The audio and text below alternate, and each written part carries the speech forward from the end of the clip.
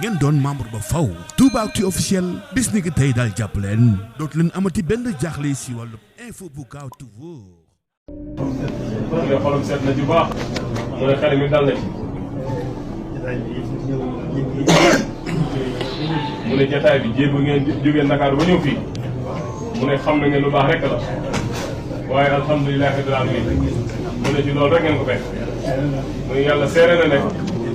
mu ne dem ba léegi moom mi ngi doon xalaat loolu rek mu ne lii nga ko nettali ci Ousmane mu dem ba léegi mu nga xalaat mu ne mi ngi doon am xalaatu xol lool waaye alhamdulilah rabbil alamin mu ne waaye lépp faju na mu ne yàlla defar lépp mu ne loolu mu ngi koy ñaan baax a baax mu ne loolu rek moo nekk ci xelam moo nekk ci xolam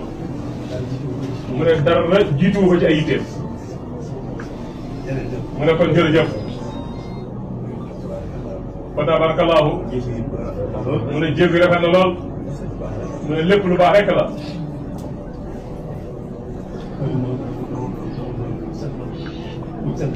mu ne kon ñoo ngi sant yàlla bu baax di leen di sant di leen gërëm ci yitte ji ak taxawaay bi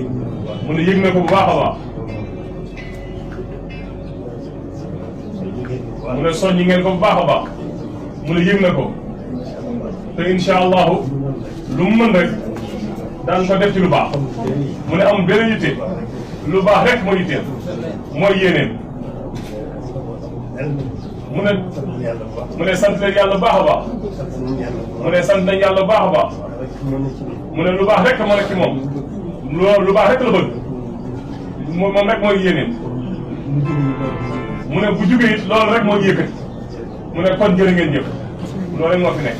jërëjëf kon na ñëpp tàllal seen wax bismillah